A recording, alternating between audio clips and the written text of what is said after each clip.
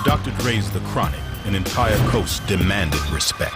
Bow Down was the #1 motherfucking record in the country. And we didn't have no spins on East Coast radio station.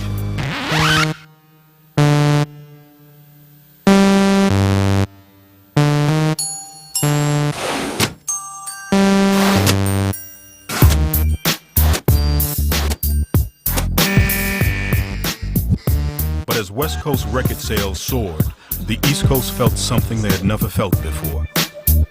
Jealousy.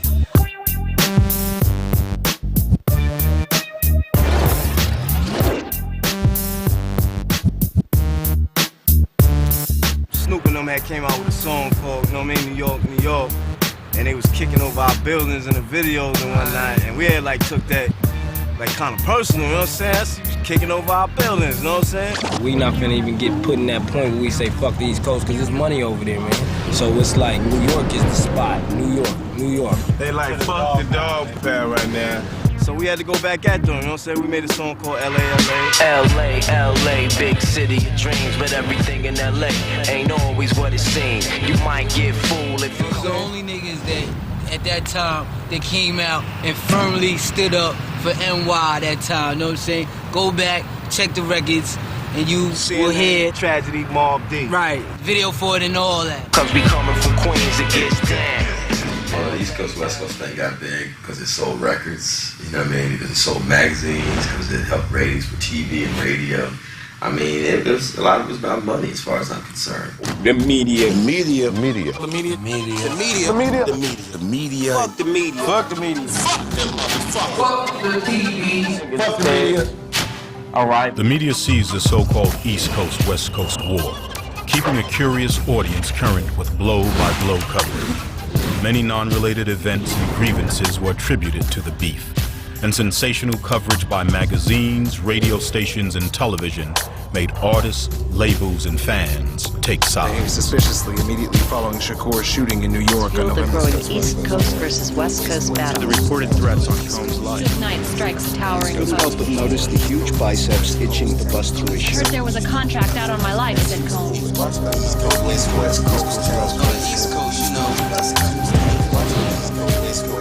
East Coast, West Coast war.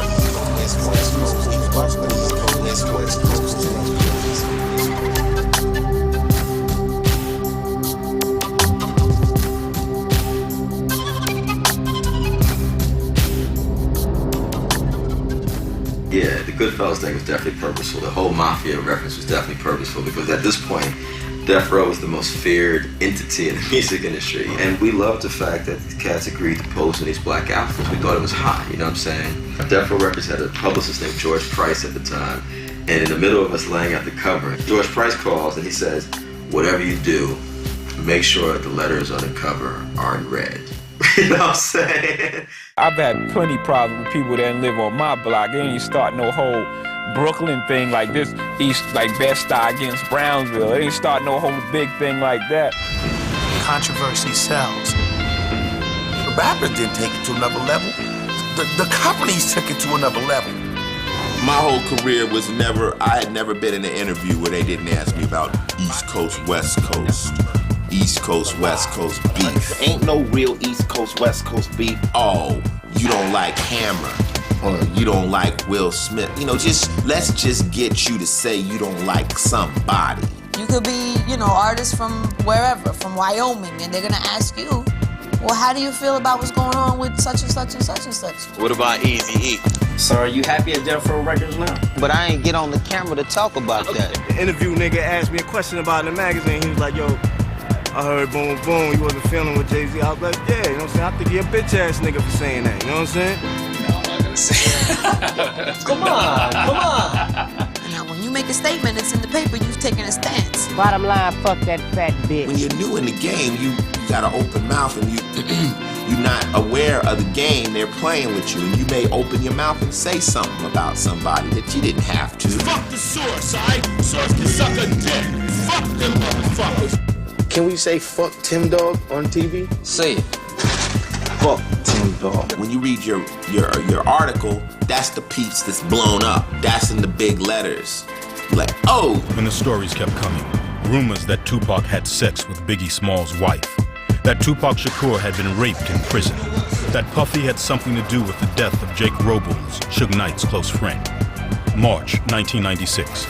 A gun is drawn as Death Row and Bad Boy square off at the Soul Train Awards in Los Angeles.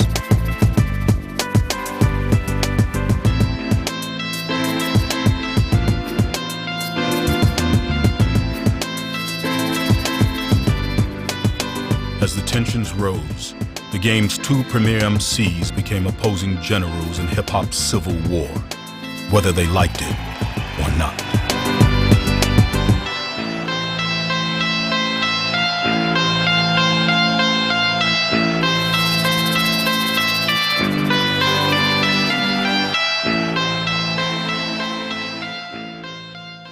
And so here we are, you know, with this magazine. We know in the magazine world, even if something says September, it generally comes out like the month before, around the middle of the month before. And so East Coast, West Coast, by September 13th, Tupac is dead. You know, 6 months later, Biggie is dead. And so this cover is actually kind of eerie, you know what I'm saying? When you see a Vibe magazine, when you see Puff and Biggie on the cover and see East versus West, niggas in the hood don't read articles. They just see East versus West. Oh, it's on. It's on. When I see them niggas, it's on. I think Vibe gets a lot of heat for that one, because it was such a, you remember that, what that cover looked like. And I think a lot of the people who probably worked at Vibe at that time still to this day feel kind of like, you know, but Vibe wasn't the only people calling that beef that. Everybody was. And it was crazy. It was just a crazy time. And I might say now, you know, I regret the media's role and stuff like this, but we really didn't realize how deep we were into this. I mean, if I'm only in my 30s now, I was in my 20s like most of us. You know what I'm saying? We were all kids documenting this thing.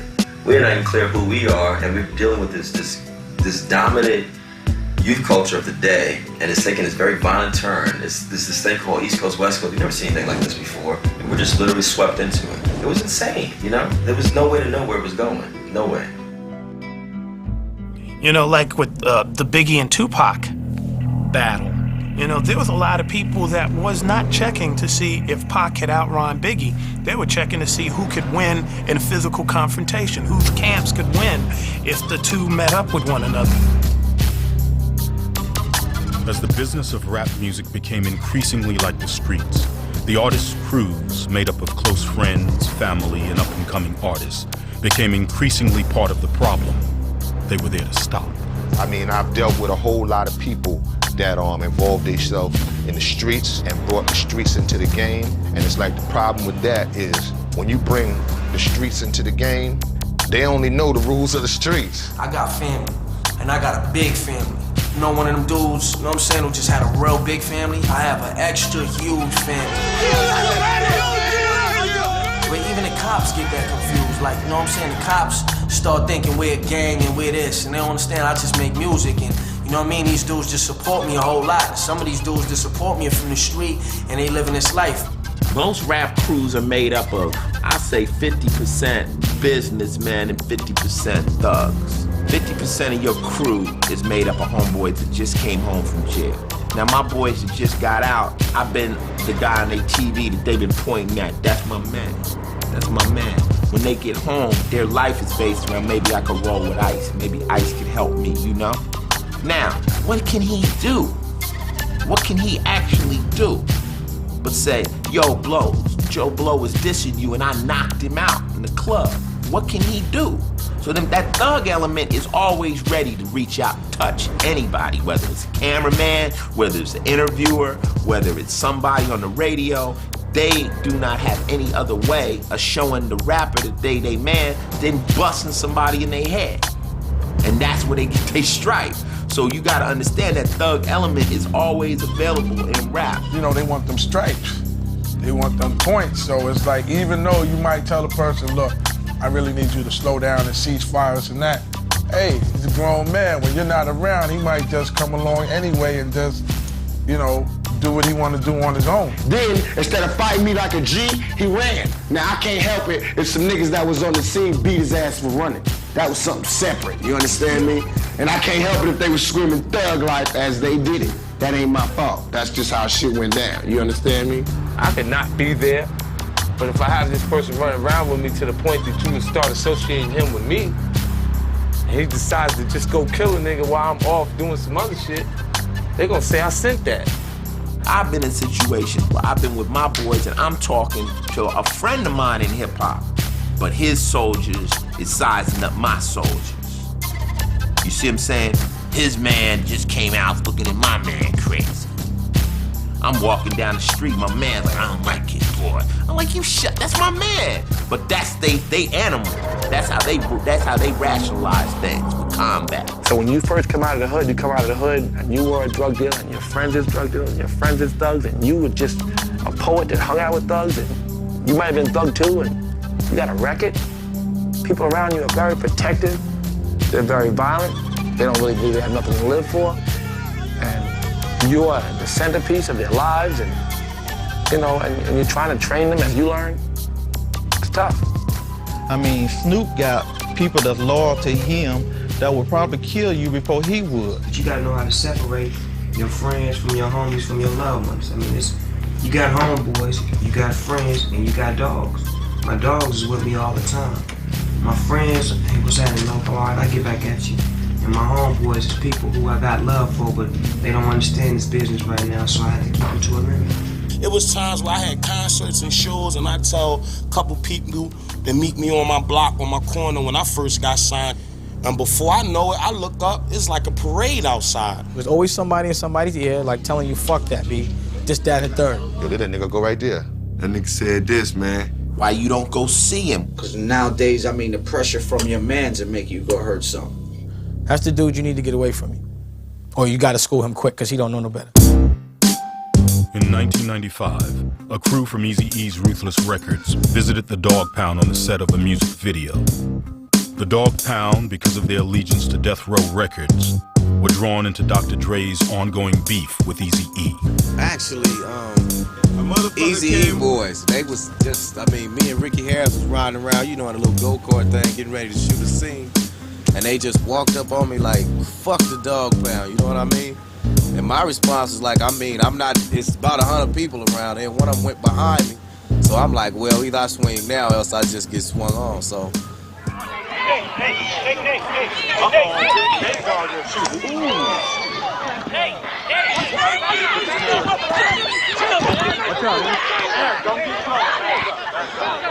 It's Eazy-E, rest in peace. I don't know how much he had to do with influencing them to talk about us. But they was down with him and we was down with Dre, so they was trying to do their diss thing.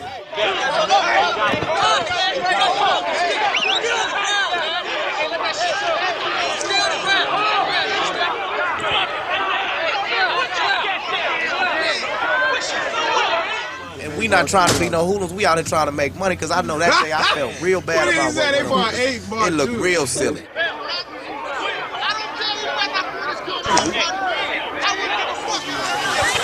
Man, I love this game. Fatal Hussein of the Outlaws was part of Tupac Shakur's crew. Due to a court date on the East Coast, Fatal wasn't in Las Vegas the night Tupac was shot. Not that I'm some kind of, gladiator or nothing like that, but if I was dead, I know, I'm in the streets basically. Only time I'm not in the streets is when I'm with Tupac. So I know right from wrong. I know, this shit is still the streets. And I know there's certain things you can do and certain things you can't do, man, especially when you at that level. And it's like people that was around him at the time wasn't feeding this to him, man. After a Mike Tyson bout, Tupac Shakur started a fight with Orlando Anderson, a Los Angeles gang member. Several hours later, Shakur was shot in a car just off the Las Vegas Strip.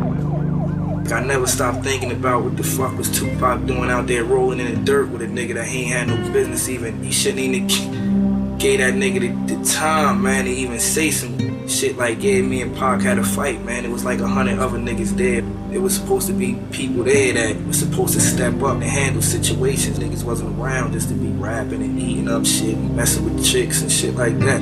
Everybody in the crew got a part to play. And if you don't play your part, then it's all gonna crumble. And if they get the head, man, what's gonna happen to the body? I felt like if I was dead, shit would have been totally different, man.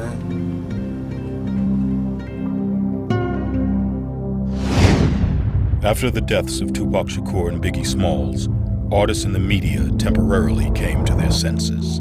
If you know that it's arousing the whole community, you know that you don't want that to happen, you don't want that energy coming your way, then it's definitely like up to you to take a stand and be like, yo, I really have no ill feelings towards you as a person. This was me expressing myself through my art.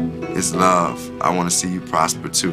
I mean, I think a lot of the artists feel that way. They might not say it all the time. Because cats, you know, do get emotional. Sometimes it does become personal. But overall, I know the nature of these cats ain't about like, I want to see this dude dead. In 1997, Minister Farrakhan called an intervention in Chicago in an attempt to resolve disputes peacefully. Minister Farrakhan told his guests about organized techniques white slave owners had used to keep slaves, including deliberately causing, developing, and maintaining hostility amongst them. Ice Cube flew in, Mac 10 flew in, Ice Cube came and just gave me a hug. When I met Common just kind of felt like he had to defend himself, because he a cool dude, actually.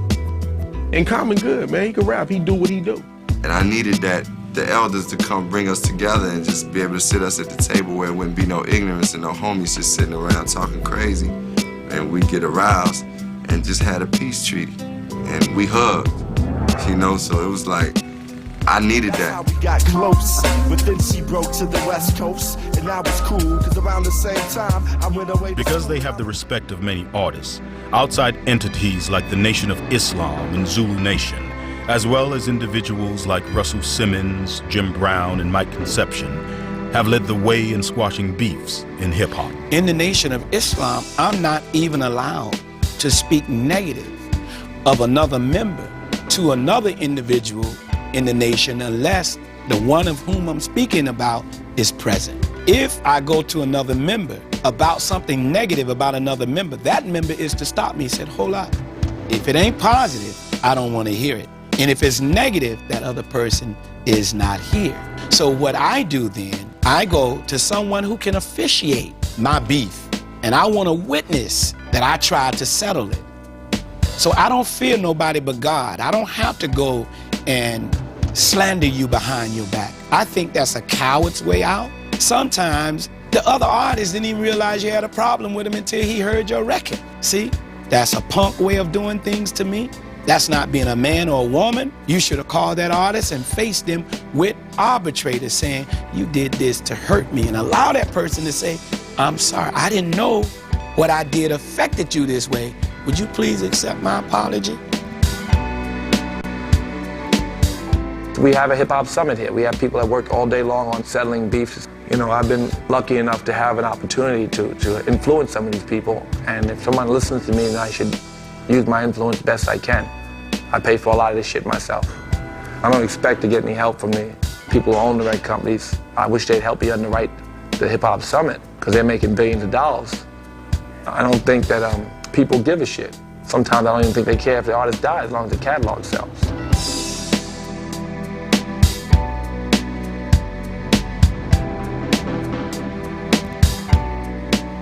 Every hustler that I know and every person that's had to live a violent life to survive would do anything not to have to live that life. They don't enjoy it. You know what I'm saying? And once you get out of that life, you never want to go back. It's so not gangster to get into any physicality. That's the least. That's the worst. That's when there's nothing else you can do. That should be the last resort, is violence. Especially if you're in a position where people are following behind you and you have to set an example, because it makes our culture look bad. It makes us look stupid.